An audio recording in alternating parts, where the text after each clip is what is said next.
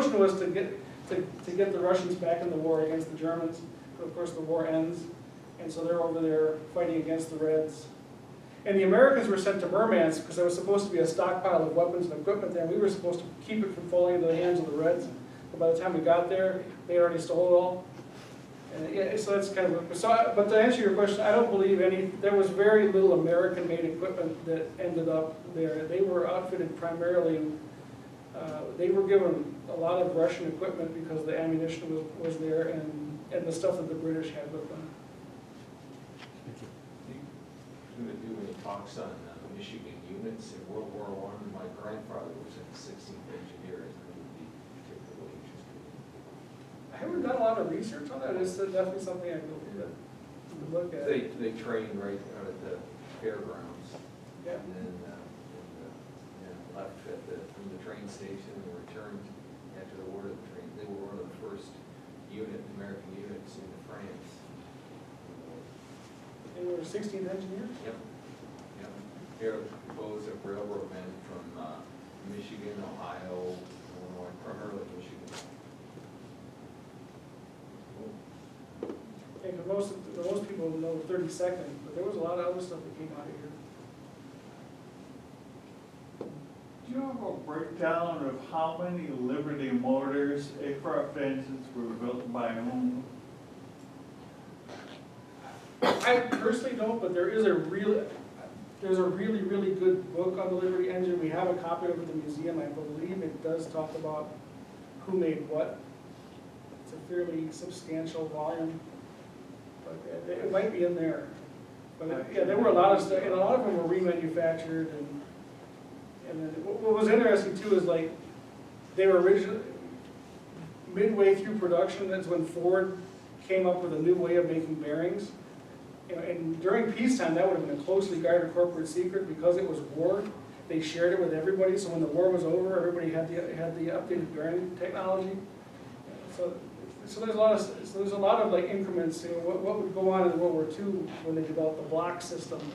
You know, so you have the block 1, block 2, and there is a really substantial book on the Liberty, and I think it breaks it down. But there's so many rolling changes that I think it'd be really kind of hard to say who built how many, and some of the companies just made parts.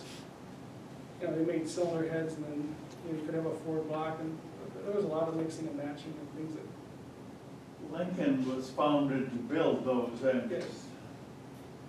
And my memory is that they built the most. Yeah, Lincoln was created.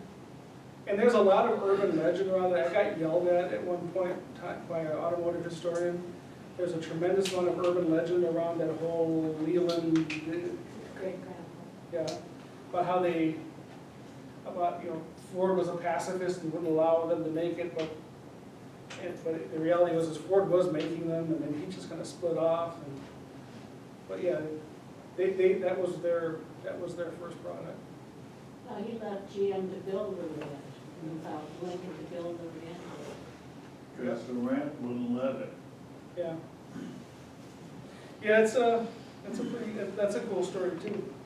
Another question over here. I have an abstract question for you. I'm not even sure if I can formulate it properly, but based on what you were saying, it appears that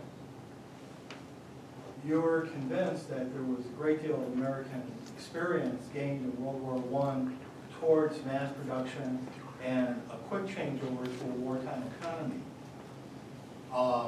World War II starts, but prior to World War II, as early as 1939, we're wrapping up production of weapons, guns, armament, which we're selling to the Allies currently engaged with combat with the Nazis. However, real American production doesn't turn the corner till early 1943. Right. And from what you stated, the premise for that would be a reluctance of commitment by American manufacturers to take a risk relative to collective memories related to loss of capital at the end of World War I. Yes, that's part, the whole ramp up, the World War II is very complicated. There's a lot of political, you have a lot of isolationism. You have the American First Movement, you've got Ford was a ardent isolationist. You had Lindbergh out there, so you had a lot of politics. Oh, sorry, you had a lot of politics that were involved, and you had this memory, this corporate memory from some of these manufacturers who remembered how they really got bent over at the end of World War II. And then, so I mean, there's a lot of different things that were in play, but that's part of it. But you also had some of the people, Roosevelt, Bernie Baruch comes back as a strong player, even though he's really, really old by World War II. He's in the background, he's a lot of the, Nelson and a lot of the guys that were really, really into the war production of World War II are going back and they're seeking guidance from some of these guys. And it also, it took some of the it can't be done away. Like you can't mass produce a ship. But then when Kaiser comes in the Second World War, they're like, oh, maybe you can. So there's a lot of things, there was a lot of lessons learned, both good and bad. And then in World War II, it's a very, very complex political, economic, social, that really, it's really kind of difficult. I mean, there's tons of books that are written on that are, this big, and nobody really, and there's a lot of agreement, disagreement, was not, Nelson is the whipping boy, was he good, was he bad? So, but yeah, it's definitely, there was a lot that was learned. So, and a lot that was bad. So we had you over here, I'll get you. The V10 engine, was that the one that they made 12,000 out? V12. 12. Where did most of them end up? The de Havilland DH4s that we talked about were powered with them. The American-built de Havillands got the Liberty engines. The Handley Page 0400s got them. Some of the larger aircraft, the aircraft that were already using V12s would be repowered with them, primarily the Handley Page, and the 0400. Most of the fighters were using radial engines or rotating engines of that. So most of them were in the conflict? Probably not, right? The bulk of them were not, no. Yeah. There were a ton of them that were sold surplus after the war. For those of you who are tank people, there was a guy named Christie who created a tank that the Americans didn't buy, but the Russians did. He powered his tanks with surplus Liberty V12s. So, I mean, most of it did not make it overseas, though. Like you said, a lot of them went into race boats. There's a lot of them here on the Great Lakes. Garwood loved them. And then a lot of the post-World War I, like the air races, a lot of the air racers loved them. The things I've read is that they like the Ford ones, because apparently Ford had the better bearings and they were more reliable. So a lot of the aircraft, the race aircraft, loved to buy the Ford ones. So I mean, they saw a lot of use. And their biggest impact was just the design of that engine as the design concept filtered out into the population and people began copying it. That was really the big impact of that engine. What kind of horsepower did that engine produce? Because I keep thinking in the back of my mind that picture of the truck with the lawnmower motor on it, 15 horsepower. Why did they put a few of those in the trucks? Do you know what type of power it produced? I'm really not sure what the horsepower rating was. But most of those engines, you have to remember at that time, the horsepower was fairly low. The fuel was fairly. But yeah, I'm not really sure what how it worked. Actually, you know what? And yet reliable. They were very reliable. Actually, go back to I think it's actually on the deal.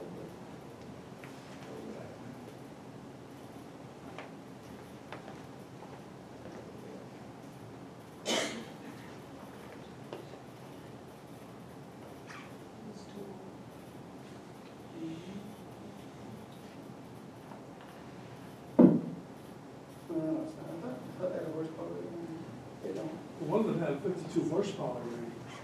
Yeah, those were little. Yeah, but you know, the Model 8 Ford, that's a 40 horsepower engine. That also powered trucks too. Yeah. And the vehicles at that time, horsepower was low, but torque was high. And Yeah. your gearing, Yeah. you had a lot of torque multiplication. Yeah. Anyone else? Yes? I just wondered if Carhartt had anything to do with uniforms. You know, I don't know. I have actually tried contacting them, and I've not gotten anywhere. And I've contacted them about both World War I and World War II. I'm sure they had to have, at least, especially in World War II, they had to have done something. I mean, the only one, I know that Wolverine Footwear, which was a Michigan company before they moved everything to China, made boots during World War II. But, yeah, Carhartt, I've actually made some inquiries to their historian, and I've never heard anything back from them. Anybody else? Armaments, standard American arm was an 03 Springfield. That's right. Most American soldiers went into the trenches with pattern 17s. Really? Yeah. Actually, the best bolt action rifle was a Lee Enfield. But the machine guns, did we manufacture our own machine guns? The machine gun that we had at that time was that lovely potato digger, Yeah. the Colt. And no, we went to war with shows and then the Maxim. Maxim, Maxim, that goes back to. The big water-cooled British. Yeah. But the light machine gun was the show, and then we had there was an American company making Lewis guns. Oh, Lewis, yeah. But A lot of people don't know what a Lewis gun is. It has a round disc on top. Yeah, That's disc where they bank is had in. the ammunition. But yeah, most American soldiers, because we were making, not here in Michigan, but we were manufacturing pattern 14, British P-14 Lee Enfield rifles. Eddystone Manufacturing was making P-14s for the British Army prior to the American entry into the war. And when the Americans entered the war, we took the Eddystone manufacturing plant, we had them rechamber them for 30-06. And so most American soldiers were armed with M1917 Lee Enfields, because there were way more of them available than the 03 Springfield at the time. So if you look at the pictures, They also had the best bolt actions. yeah, the M1970 is a beautiful rifle. Yeah. You can drive nails with that thing, and it's such a smooth action. It's a beautiful action. It's my understanding that we were making licensed versions of French tanks, but were they making them in the factories, or were they making them at the Army? The tanks, for my knowledge, is that the tanks were being made by the armories. Because prior to World War II, all of the tanks that were built either by the Rock Island Armory or the other, with the exception, Ford Motor Company did build a 3-ton tank prototype. And once again, the war ended. It was before they really did any extensive testing on it. There are 2 that survived. One of them is in Fort Knox. They had 2 Model T engines in the back. It was kind of a low slung, kind of like laid in it. It was kind of a silly looking thing, but it worked. But a lozenge shape, or? It looked, if you're familiar, it looked like the,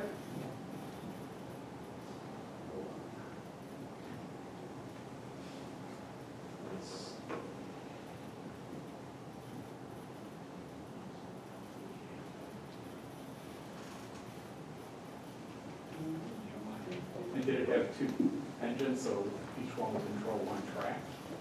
yes.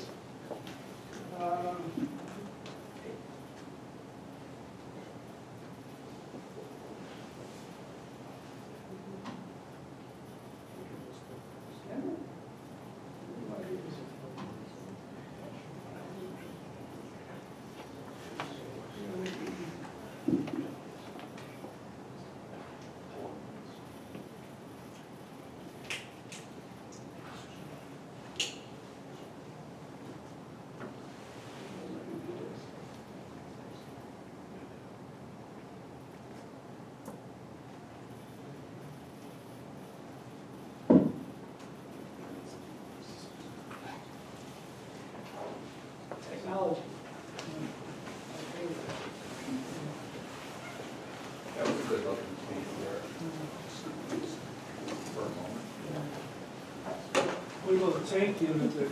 Thank you. For the passengers that time, man, those were no tanks. There it is. That was the 43 ton.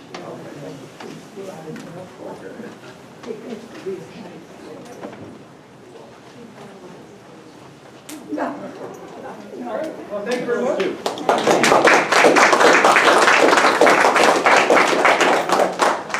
Chris, do you want to provide an email or something like that? If anybody wants to email Chris any questions later on? Yeah, actually, if you grab one of the museum brochures, the email's on there. You can, you guys, anybody feel free to contact me to the museum. See if I can find out. And we'll be posting on Facebook this video, so we'll be recording it. In case anybody wants to watch it or refer to friends or something like that, so.